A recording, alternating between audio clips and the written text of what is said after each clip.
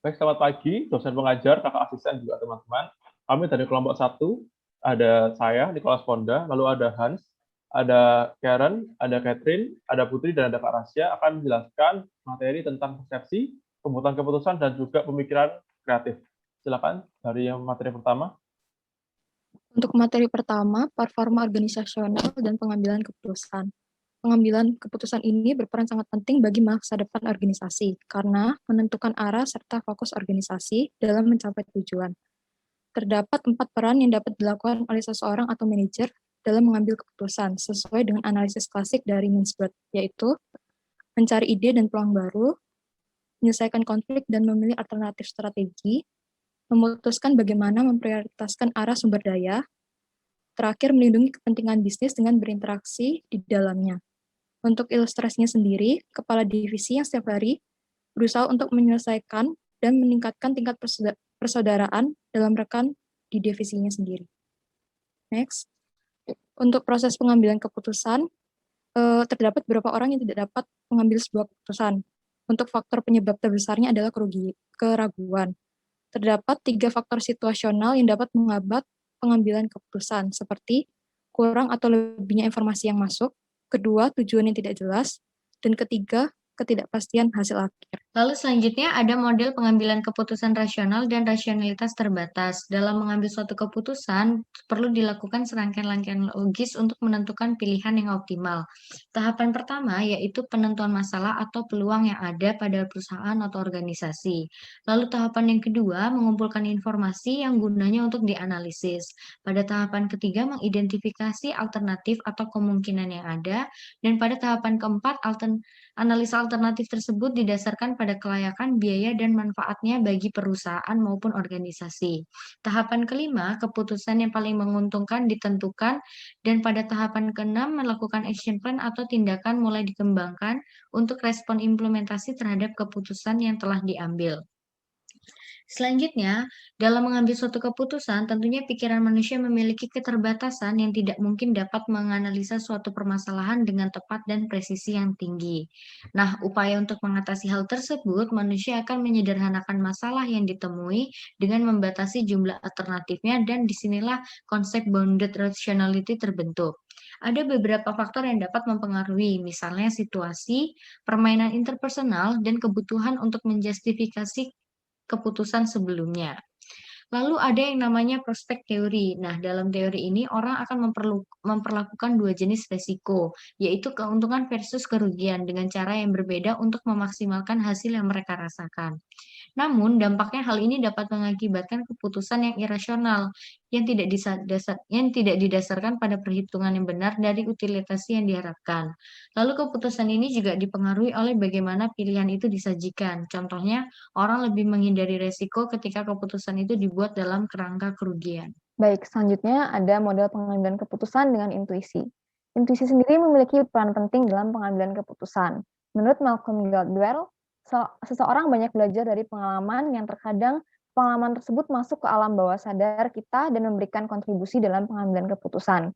Gladwell sendiri juga mengatakan bahwa sebenarnya pikiran alam bawah sadar tetap bernilai dalam pengambilan keputusan daripada metode analisis terhadap suatu masalah dalam kurun waktu tertentu. Nah, ini ada beberapa manfaat intuisi. Yang pertama, mempercepat pengambilan keputusan, termasuk pengambilan keputusan pada situasi lingkungan kerja yang bisa berubah-ubah. Intuisi akan memainkan peran terlebih dahulu sebelum adanya proses analisis masalah. Yang kedua, improvisasi dalam pengambilan keputusan. Terkadang intuisi dapat digunakan untuk mengecek kembali keputusan yang sudah dibuat sebelumnya. Hal ini akan membuat keputusan terkesan lebih adil dan transparan. Yang ketiga, terkadang jika kita memberikan wadah bagi para karyawan untuk mengeluarkan intuisinya, maka secara tidak langsung kita memfasilitasi perkembangan diri karyawan yang sebenarnya berdampak positif bagi perusahaan, karena sekaligus menambah kekuatan dan pengalaman bagi perusahaan. Yang keempat, terkadang intuisi yang dimiliki karyawan berkaitan dengan apa kultur perusahaan, lingkungan perusahaan, dan suasana yang tercipta dalam lingkungan kerja. Sehingga keputusan berdasarkan intuisi biasanya lebih sesuai dan lebih cepat. Lebih sering penyebab suatu masalah itu berasal dari hal-hal yang tersebut, sehingga akan lebih cepat terungkap daripada menggunakan metode analisis pada permasalahan. Kemudian ada penggunaan intuisi di waktu yang tepat. Penting bagi manajer untuk memilih pergerakan yang tepat antara menggunakan analisis, intuisi, ataupun SMING. Terkadang ditemukan keterbatasan dalam penggunaan analisis dan heuristik itu sendiri. Contohnya pada permasalahan perusahaan yang tergolong wicked. Berikut adalah beberapa karakteristik permasalahan yang tergolong wicked, yaitu tidak terdapat batasan dalam masalah. Semua pihak dapat terlibat dan terhubung dalam masalah. Kemudian dibutuhkan cara berpikir holistik dalam masalah wicked. Artinya perlu analisis terhadap seluruh aspek dalam perusahaan, sehingga seluruh kemungkinan akar penyebab dapat diketahui. 3. Hubungan kausalitasnya tidak hanya sekadar A mengakibatkan B, atau hubungan linear, melainkan terdapat banyak sekali faktor yang saling berhubungan, sehingga sulit untuk ditentukan. Biasanya, akar permasalahan yang mutlak itu sulit diketahui. Pada akhirnya, keputusan-keputusan yang diambil hanya bersifat sementara. Ini contohnya, bisa di next. Ya, lalu saya akan menjelaskan mengenai jebakan dalam pengambilan keputusan. Yang pertama, insight bias. Insight bias didefinisikan sebagai kecenderungan individu dengan hasil pengetahuannya untuk mengklaim bahwa mereka dapat memperkirakan kemungkinan terjadinya sesuatu peristiwa dengan hasil yang lebih tinggi dari yang mereka perkirakan dalam pandangannya ke depan dan tidak melihat ke masa lalu. Itulah yang menyebabkan terjadinya pengambilan keputusan yang buruk. Lalu yang kedua ada overconfidence atau terlalu percaya diri. Terlalu banyak rasa percaya diri bisa dibilang termasuk optimisme, tetapi justru juga akan mengakibatkan seseorang menjadi bebal dan tidak dapat menerima masukan dari orang lain. Lalu yang terakhir ada eskalasi komitmen. Eskalasi komitmen ini terjadi ketika individu tetap melanjutkan tindakannya yang gagal setelah menerima saran mengenai tindakan yang benar, tetapi tetap membenarkan diri dan tidak ingin keluar dari tindakannya meskipun sudah didapatkan bukti empiris bahwa tindakan tersebut salah. Pembahasan selanjutnya adalah ilusi dalam proses persepsi. Jika kita membahas tentang persepsi, maka kita tidak akan lepas dengan yang namanya bias.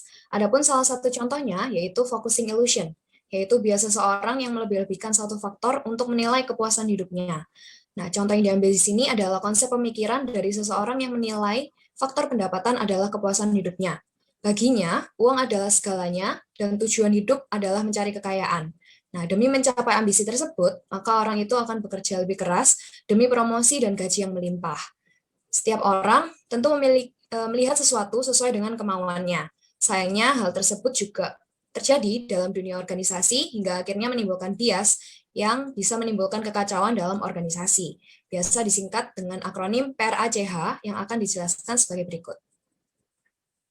Yang pertama ada the primacy effect, yaitu informasi yang didapatkan pertama kali akan mempengaruhi penilaian yang akan dibuat selanjutnya. Kemudian yang kedua ada the recency effect, yaitu individu cenderung mengingat informasi yang paling baru disajikan atau yang paling baru didengar. Yang ketiga ada the availability bias, yaitu kemampuan individu dalam mengingat orang lain atau sesuatu yang dipengaruhi dari terkenal atau tidaknya orang atau hal tersebut. Yang keempat, ada contrast effects, yaitu persepsi individu terhadap seseorang dipengaruhi oleh keberadaan orang lain yang baru saja ditemuinya. Yang kelima, ada halo error, yaitu satu aspek atau kesan dari seseorang mendasari individu tersebut untuk menilai orang tersebut secara keseluruhan.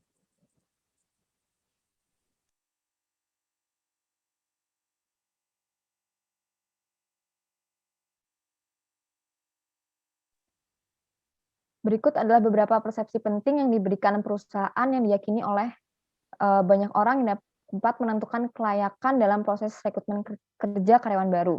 Antara lain yaitu compatibility, artinya mampu dan mudah bekerja sama dengan orang lain dalam jangka waktu yang panjang.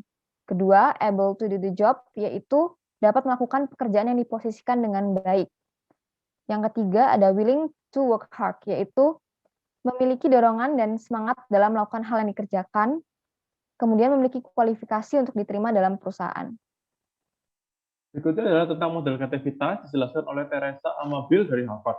Di sini dia memperkenalkan 3 konsep, yaitu tentang keahlian berkaitan dengan proses pengetahuan dasar dari jenisnya dan teknis-teknis, lalu keterampilan untuk berpikir kreatif, jadi tentang imajinatif, inspiratif, adaptif, dan sejenisnya yang berhubungan dengan manusia dengan lingkungan.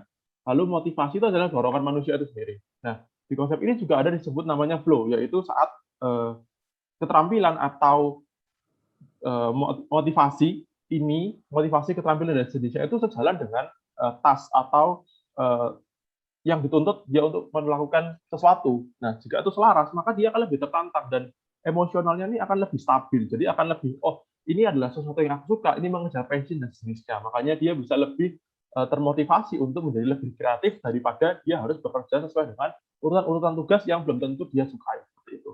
Selanjutnya. Lalu saya akan menjelaskan mengenai deskripsi singkat kasus yang akan digunakan. Alfa adalah salah satu dari nama perusahaan dari negeri tirai bambu Cina dengan struktur organisasi berupa beberapa bisnis kecil yang diketuai oleh satu nama yang sama atau dalam jurnal ini disebut sebagai perusahaan yang terdiversifikasi. Adapun dalam jurnal ini dibahas tentang usaha dari perusahaan Alfa guna mengembangkan sayapnya untuk menjadi lebih terkenal dan mendapatkan keuntungan yang lebih banyak lagi dari beberapa macam analisa yang dapat dipaparkan dalam jurnal ini. Contohnya dengan analisis SWOT dan PST. Secara garis besar, tujuan dari jurnal ini adalah melakukan analisis atau melakukan pembelajaran pada perusahaan Alfa terkait dengan aktivitas manajemen yang dilakukan olehnya, termasuk di dalamnya juga memberikan analisis mengenai kemungkinan perusahaan Alfa ini untuk berkembang. Baik, analisis pertama yaitu terdapat limitation of rationality yang dapat ditunjukkan pada kebijakan pemerintah Cina dalam industri animasi. Pemerintah Cina di sini ikut turun tangan dalam merancang kebijakan untuk animasi Cina, yaitu pembuatan Animation Industry 15 Period Development Plan untuk meningkatkan minat animasi dalam negeri. Yang isinya yaitu produksi animasi Cina tidak boleh lebih dari 70%, dan untuk mengimpor animasi perusahaan asing negara tidak boleh mengimpor lebih dari 30%. Yang kedua, menurut SARFT, terdapat kebijakan bahwa seluruh TV nasional harus menyiarkan animasi lokal selama 30 menit dalam sehari. Yang ketiga, TV nasional juga harus menayangkan iklan terkait kartun lokal selama waktu prime time, yaitu pada pukul 17.00 sampai 21.00 waktu setempat.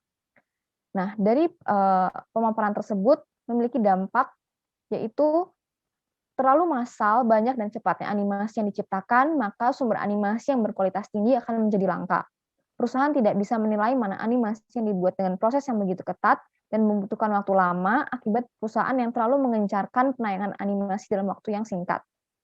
Dalam hal ini diperlukan banyak inovasi dan kreativitas ke depannya agar atensi dan minat masyarakat, terutama anak di bawah umur, tidak menurun. Kemudian terkait creative problem solving, di sini perusahaan Alfa atau di divisi mainan atau beberapa divisi yang lain juga dia berlaku sebagai penyedia atau penyetok dengan barang-barang OM sebutannya, itu original equipment manufacture, di mana dia hanya memproduksi sampai barang setengah jadi saja dan kemudian dijual kepada negara-negara yang akan merakitnya dan menjual dengan merek dari penjual itu sendiri. Di sini sangat disayangkan, kenapa? Karena profit yang seharusnya bisa diambil dari Cina tapi malah digunakan oleh negara lain yang membeli, seperti itu.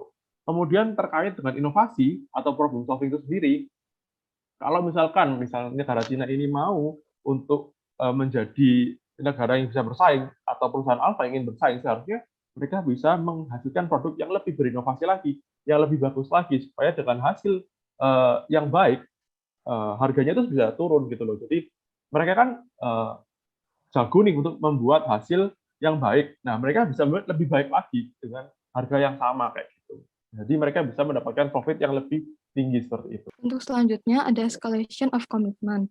Perusahaan business level of strategy, yaitu bisnis yang dibangun adalah bisnis tunggal yang bertujuan untuk mencari keuntungan sebesar-besarnya. Tergolong perusahaan industri chain yang seharusnya berbagi sumber daya, lingkungan fisik, dan metode supporting lainnya. Hanya karena ingin mempercepat dalam memproses usaha, mereka melupakan strategi dasar yaitu corporate level of strategy yang dirancang oleh perusahaan inti yang memiliki diversifikasi pasar dan industri, sehingga dampaknya relasi antar anak perusahaan itu menjadi tidak baik dan mengabaikan ekspansi investasi. Kemudian, teori Mintzberg menjelaskan tentang peran pengambilan keputusan yang bisa diterapkan dalam kasus ini. Yang pertama yaitu mencari ide dan peluang baru. Ada beberapa ide yang bisa dicetuskan dalam tujuan pembangunan yang strategis pada tiap cabang bisnisnya. Yang pertama ada pada bisnis mainan, yaitu dengan memberikan latar belakang atau cerita untuk mainan yang diproduksinya. Contohnya seperti boneka Marvel yang diproduksi karena ada film yang mendasarinya. Kemudian, merumuskan strategi pemasaran yang cocok agar Alfa mampu bersaing dengan perusahaan luar. Kemudian pada industri animasi, kapasitas inovasi juga harus ditingkatkan agar perusahaan mampu mengembangkan karya yang lebih menarik lagi dan tidak kalah dengan perusahaan lain. Kemudian dalam industri game, perusahaan bisa membuat jenis game unik yang nantinya bisa berkolaborasi dengan industri mainan dan animasi. Contohnya, Alpha bisa membuat sebuah game, dan kemudian industri mainan bisa merilis mainan berupa merchandise dari tokoh-tokoh di game tersebut. Sementara industri animasi bisa membuat kartun dari game tersebut. Dan yang terakhir dalam industri film, yaitu dengan mempelajari hal-hal baru dari kerjasamanya dengan studio Hollywood, yaitu dengan memahami terkait hak distribusi dan ekuitas komersil, pengaruh hak kekayaan intelektual perusahaan, maupun juga konsep dan model dari bisnis Hollywood. Lalu selanjutnya peran keputusan kedua adalah memilih alternatif strategi dan menyelesaikan konflik. Nah, perusahaan Alpha pernah mengalami masalah terkait hak cipta sehingga perlu diadakan strategi untuk memaksimalkan kesadaran merek. Perusahaan Alpha perlu mengembangkan lisensi merek sendiri untuk meningkatkan tingkat profesionalitas bisnis perizinan. Nah, diharapkan melalui upaya tersebut bisa meningkatkan daya saing perusahaan di kancah internasional. Lalu yang ketiga ada peran memprioritaskan dan mengembangkan sumber daya. Dalam sumber daya penelitian dan pengembangan ini, perusahaan perlu fokus pada penggunaan budaya tradisional dalam pembuatan konten animasi. Karena konten yang mengusung budaya lokal ini dinilai akan memberi daya tarik tersendiri juga sekaligus memperkuat tradisi budaya bangsa. Lalu pengembangan juga bisa dipadu-padankan dengan budaya modern atau biasa disebut dengan kontemporer. Lalu untuk dalam sumber daya manusia diperlukan pengembangan bakat dengan memberikan ruang untuk berkembang. Selanjutnya,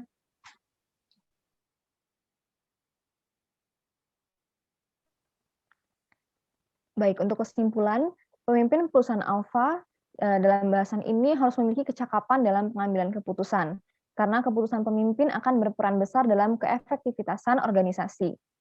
Beberapa faktor yang menyebabkan kurangnya efektivitas dalam organisasi yaitu kurangnya informasi, terlalu tergesa-gesa sehingga tidak mempertimbangkan alternatif lain, dan tidak bisa memperhitungkan dampak yang mungkin akan timbul dari keputusan yang dibuat. Pada titik ini, Alpha terlalu berfokus untuk melebarkan sayap, mencari keuntungan, memperluas perusahaan, sehingga di sini membuat produksi animasi Cina masih lemah dan tertinggal oleh Amerika Jepang yang mengutamakan kreativitas, sedangkan hal tersebut yang tidak dimiliki oleh Cina. Maka dapat dikatakan bahwa seorang pemimpin itu sebenarnya dituntut untuk punya keahlian, kreativitas, dan motivasi untuk melakukan tugasnya. Apabila Alpha masih tidak bisa berinovasi, maka akan muncul ancaman-ancaman dari luar, seperti dalam analisis yaitu minimnya peminat karena kalah bersaing, profit yang menurun akibat tingginya biaya ekspor, serta beresikonya situasi ekonomi akibat ekspor mainan Cina itu terlalu berfokus pada negara-negara seperti Amerika, Eropa, dan Jepang. Next. Setelah mencermati konflik yang ada, maka ada beberapa saran yang bisa dilakukan oleh perusahaan Alpha.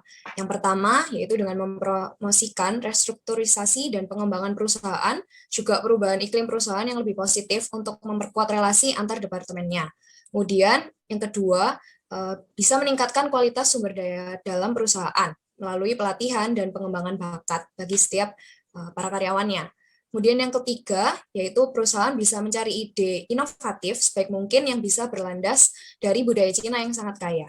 Yang keempat, yaitu dengan mengubah kembali strategi yang diterapkan dalam perusahaan Alpha dari business level strategi menjadi corporate level strategi. Dan yang kelima, perusahaan disarankan untuk tidak terburu-buru dalam mengembangkan perusahaan, bahkan langsung melompati corporate level yang merupakan level strategi paling dasar yang akhirnya membuat anak perusahaan mengabaikan dukungan dari perusahaan inti, yaitu perusahaan Alpha itu sendiri, dan pentingnya koordinasi serta kualitas relasi antar anak perusahaan di dalamnya. Sekian presentasi dari kelompok kami, terima kasih.